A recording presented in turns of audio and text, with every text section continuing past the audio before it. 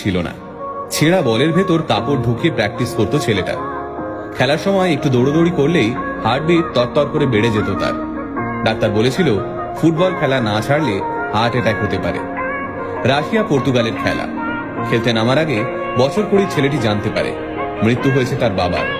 সেদিন ড্রেসিং রুমে কান্নায় ভেঙে পড়েছিল ছেলেটি। তবে পরে ওই ম্যাচেই ম্যান অব দ্য ম্যাচ হয় সে। একসময় ছেঁড়া জামা পরে স্কুলে যাওয়ার সময় যাকে ব্যঙ্গ সহ্য করতে হয়েছিল, আজ সেই ছেলে পৃথিবীর সবচেয়ে দামি ব্র্যান্ডের জামা কাপড় পরে। আজ সেই ছেলেটারই সম্পত্তির পরিমাণ প্রায় 8,000 কোটি টাকা। কিন্তু আজও সেই ছেলেটা প্রতিটা বড় অনুষ্ঠানে নিজের মাকে নিয়ে যায়। মাকে প্রতিটা অনুষ্ঠানে নিয়ে যাওয়ায় বান্ধবীর আপত্তি আছে শুনে তৎক্ষণাৎ নিজের বান্ধবীকে ছেড়ে দেয় ছেলেটা।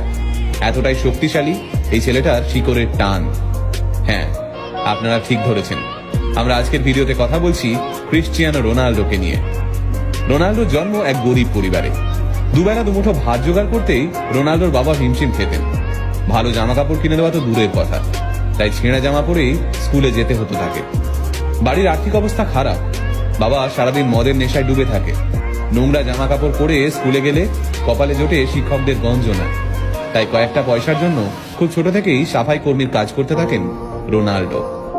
অবশ্য সমস্ত গঞ্জনা, অবহেলা এবং বঞ্চনার বদলা তিনি তুলতেন ফুটবল মাঠে।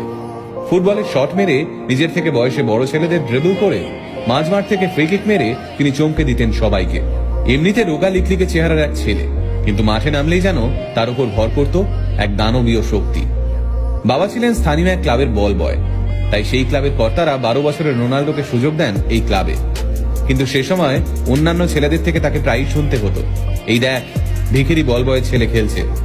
একদিন মেজাজ হারিয়ে রোনাল্ডো সেই ছেলেদের সঙ্গে হাতাহাতিতে জড়িয়ে পড়েন। ফলে ক্লাব থেকে তাড়িয়ে দেওয়া হয় রোনাল্ডোকে। আবার পাড়ার রাস্তার মধ্যেই বয়সে বড় ছেলেদের সঙ্গে সকাল থেকে বিকেল পর্যন্ত চলতে থাকে প্র্যাকটিস। একদিন রাস্তায় এইভাবেই ফুটবল খেলার সময় তিনি নজরে পড়েন পর্তুগালের ক্রীড়া মন্ত্রণালয়ের এক সদস্যের। রোনাল্ডোর খেলা দেখে মুগ্ধ হয়ে যান সেই সদস্য। সরকার থেকে রোনাল্ডোকে সাহায্য করা হয়। জায়গা হয় পর্তুগালের স্পোর্টিং সিপিতে। প্রথমে 16 বছরের রোনাল্ডোকে জুনিয়র টিমে নেওয়া হলেও তার প্রতিভা দেখে তাকে সিনিয়র টিমের হয়ে খেলার সুযোগ দেওয়া হয়। সিনিয়রদের সঙ্গে খেলতে নেমে একটু নিরাশ করেননি রোনাল্ডো। প্রথম ম্যাচেই 2 গোল করেন তিনি। তখনই 16 বছর বয়সী এই বাচ্চা ছেলের পারফরমেন্স দেখে তাকে দলে নেওয়ার জন্য ঝাঁপিয়ে পড়ে লিভারপুল,